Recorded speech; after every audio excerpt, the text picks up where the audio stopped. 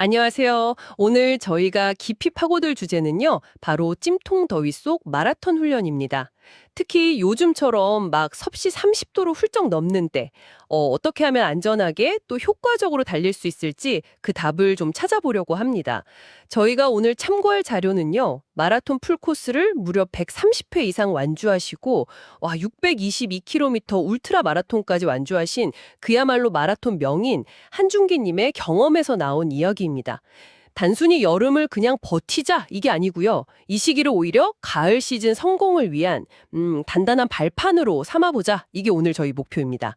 자, 그럼 이 정말 뜨거운 여름 어떻게 좀 지혜롭게 헤쳐나갈 수 있을지 한중기님의 경험에서 나온 핵심 전략들 하나씩 파헤쳐 보겠습니다. 첫 번째, 가장 기본적인 질문일 텐데요. 도대체 언제 달려야 할까요? 네, 가장 중요한 건 역시 가장 시원한 시간을 찾는 거죠. 보통 해 뜨기 바로 직전, 그러니까 새벽 5시에서 한 7시 사이, 아니면 해가 완전히 지고 난 저녁 8시 이후, 이때가 제일 좋습니다. 아, 기온도 낮고 또 직사광선이 없으니까요. 네, 맞습니다.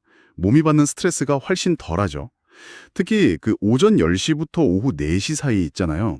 이때는 정말 덥기도 하지만 햇볕이 너무 강렬해서 야외 훈련은 피하는 게 좋습니다. 네, 한중기 님도 이 시간대 훈련의 위험성을 굉장히 강조하셨다고 들었어요. 그럼요. 이게 그냥 더운 정도가 아니고 탈수나 열사병 위험이 확 올라가는 시간대거든요. 아, 그리고 만약 저녁에 뛰신다면 안전 문제 때문에 꼭 밝은 색 옷 입으시고요. 네네. 그리고 가로등 잘 켜져 있고 좀 익숙한 길, 그런 데서 뛰시는 게 좋습니다. 어두울 땐 작은 돌풀이 하나에도 크게 다칠 수 있으니까요. 그렇군요. 자, 그럼 시간을 잘 골랐다 치고 다음은 역시 훈련 강도 조절이겠죠. 여름이라고 마냥 쉴 순 없고 그래도 훈련은 이어가고 싶은 분들이 많을 텐데 자료에서는 의외로 강도를 낮추라 이렇게 조언하더라고요. 이게 어떤 의미일까요? 평소처럼 하면 안 되나요? 네, 그 지점이 진짜 중요합니다. 왜냐면요, 같은 속도로 달려도 더운 날에는 심박수가 훨씬 빨리 올라가요. 아, 몸이 체온 조절하느라 에너지를 더 써서 그런가 보네요. 맞습니다. 그래서 한준기님 같은 경우는 그 600km 넘는 울트라 마라톤 경험에서 얻은 일종의 생존 법칙 같은 건데요. 여름철에 저강도 장거리 달리기, 그 LSD라고 하죠.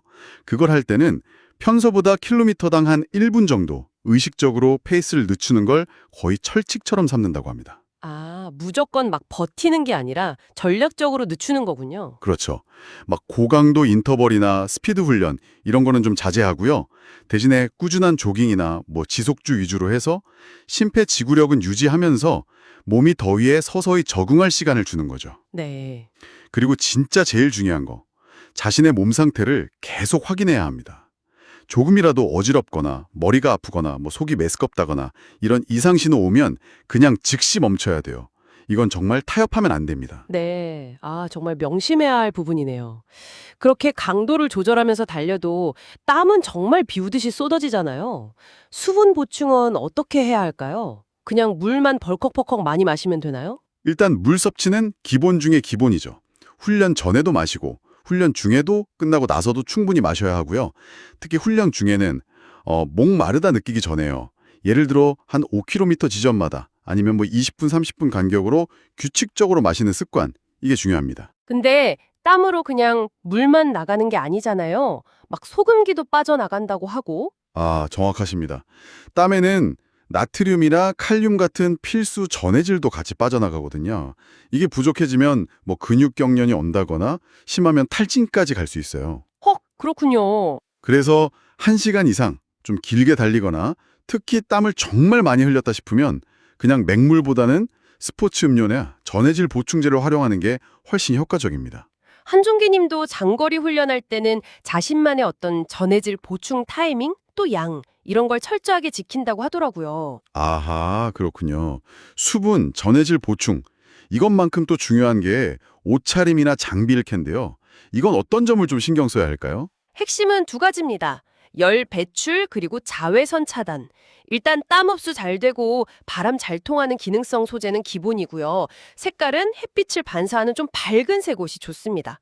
어두운 색은 열을 흡수하니까요. 네네. 그리고 의외로 많은 분들이 좀 놓치는 게 모자나 아니면 쿨링 기능 있는 헤어밴드 같은 거요. 한준기님은 이건 절대 포기 못한다고 할 정도로 머리 쪽 열 관리를 엄청 강조하시더라고요. 이 두피 쪽 열이 체온 상승에 생각보다 큰 영향을 준다는 거죠. 아, 모자가 그냥 햇빛 가리는 용도만이 아니었군요. 열 관리 차원에서. 그럼 선글라스나 자외선 차단제 바르는 것도 당연히 필수겠고요. 그러면 눈으로 들어오는 강한 자외선도 피로도를 높이고 피부 화상은 뭐 말할 것도 없죠.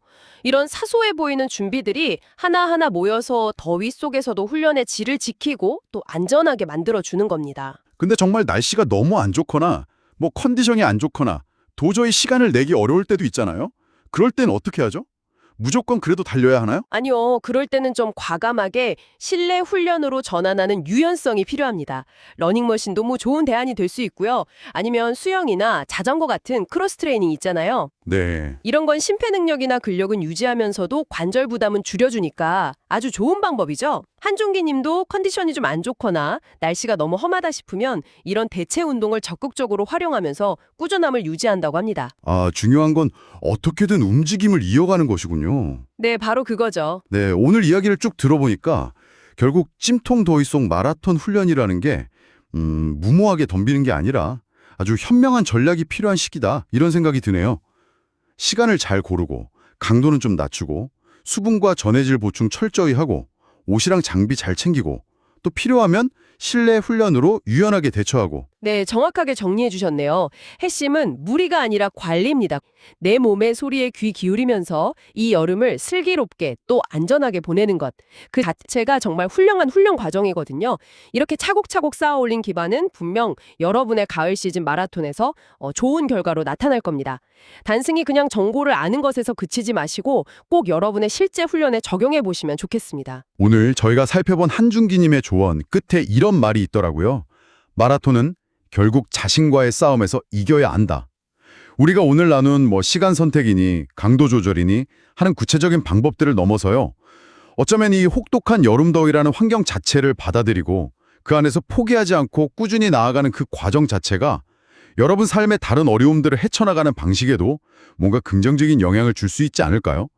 다음번 러닝에 나서실 때 한 번쯤 이런 생각을 떠올려 보시는 것도 좋을 것 같습니다.